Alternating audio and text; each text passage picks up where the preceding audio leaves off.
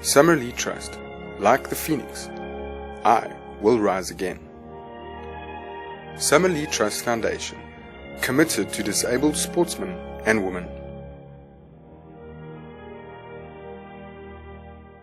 No facility for injured sportsmen and women has ever been established in South Africa. To the best of our knowledge and research, this has never been undertaken by anyone worldwide. Help us to make this a reality. Be a part of history in the making. After all, teamwork makes the dream work. Join the team. We are well aware sporting injuries happen on a daily basis throughout South Africa, in our schools, on rugby fields, broken necks. In cricket, being struck on the head or face by a high-speed ball. Accidents happen. Unless the injured person is a well-known personality or someone rich and famous, the incident never even makes the newspaper or TV. Brain injury can have serious and lifelong effects on the physical and mental outcome of the injury. For example, loss of consciousness for an extended period usually results in altered memory and or personality changes, and worst case scenario will also include partial or complete paralysis. The sports injured are not only a very worthy cause, they are also ignored by the majority of people who suffer no physical injuries or mental handicaps. Summerlee Trust have empathy with young sportsmen and women whose lives have been tragically altered by a serious sporting injury. With more than 10 years hands-on experience, we recognize the need of specialized care for these survivors and would like to offer our holistic services when parents, husbands, wives, or other natural guardians are not in a position to take care of an injured loved one. Whether through choice because they just can't handle it, or financial, which it is in most cases. Let's fill you in, kind of catch up on a bit of history. Ted was invited to be the cameraman for the 1998 South African champion CRW team, Creative Canopy Relative Work, as well as the 1998 South African champion freefall team. They were due to compete in the World Skydiving Championships held in the United States of America in March of 1999.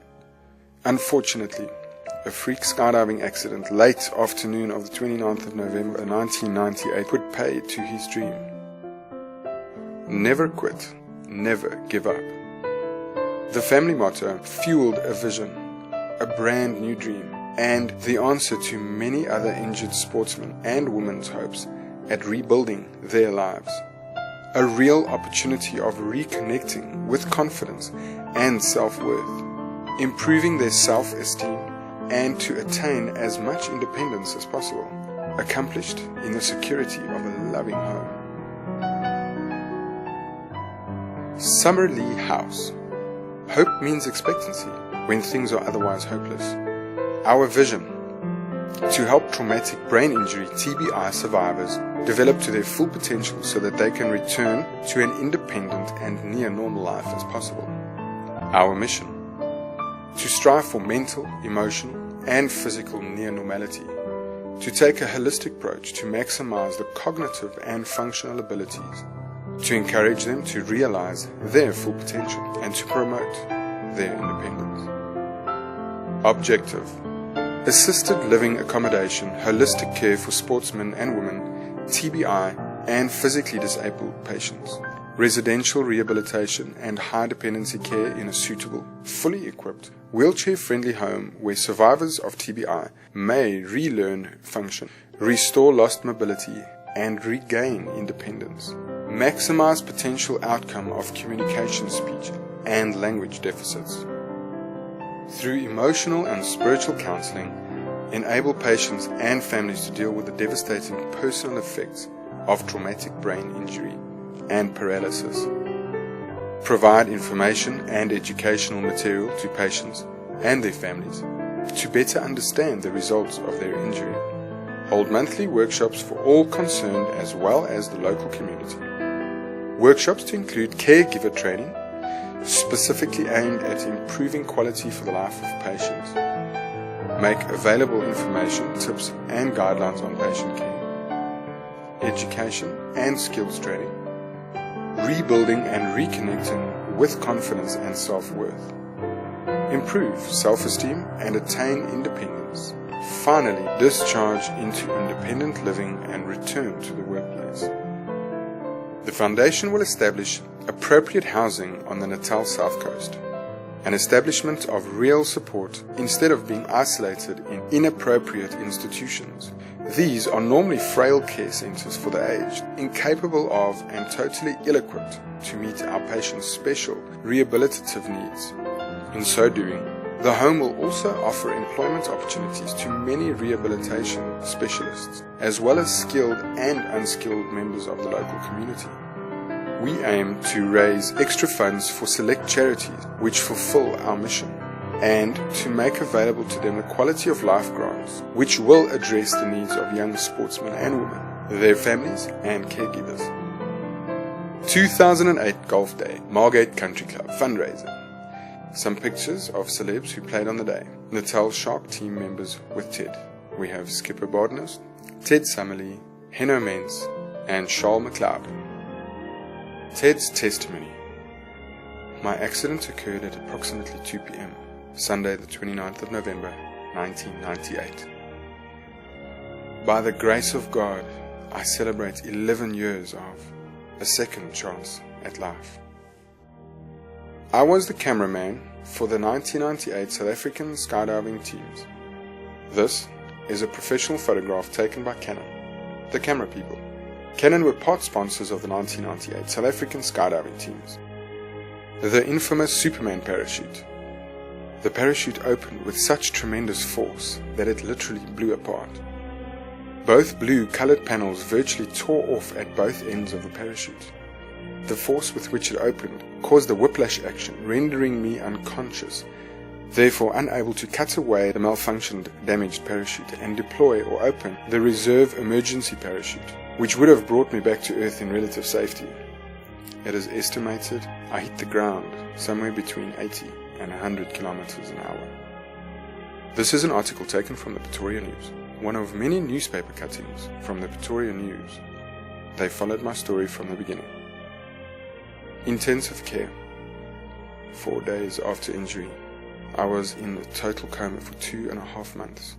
I remained vegetative for longer than I care to remember.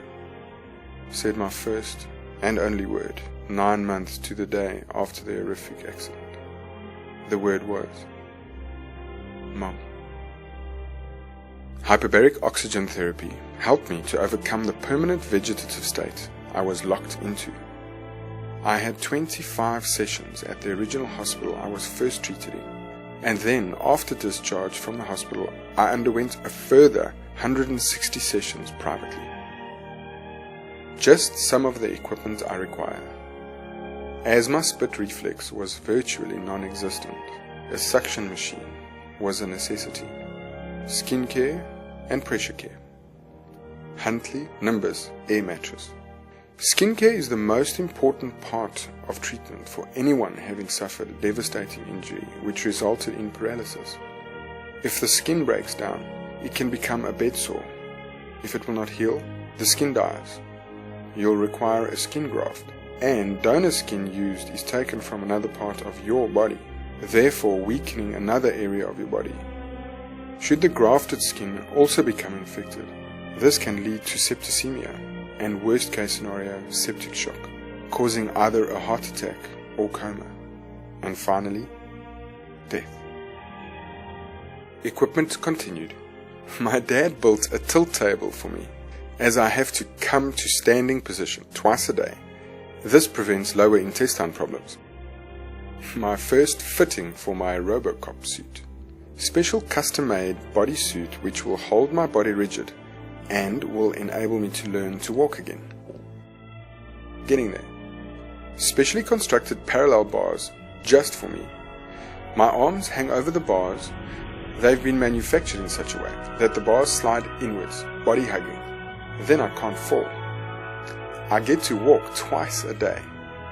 My left leg needs to be swung forward and I move the right leg unassisted. I've literally gone from a Porsche to a push.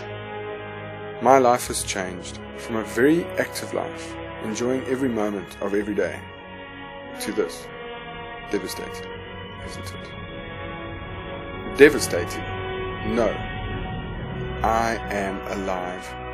By the grace of God, I am alive. I can still love, enjoy nature, enjoy the company of friends, family, and above all, I can testify that I've been given a second chance at life.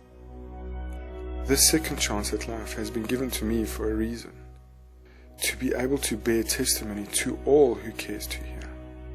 Yes, there is a heaven. Yes, Jesus lives. I have had the honor of standing before Him.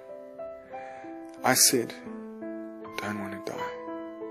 Jesus gently answered me. It's not your time. Go back. I'll see you again. This is the most genteel person I've ever known. Love shines out of him. Jesus, I love you. Thank you for giving me a second chance at life. I wish I had more time now to tell you about the most amazing experience I had. Mom has said she'll commit everything to writing soon, so look out for it. The book will be titled The Long Road to Recovery.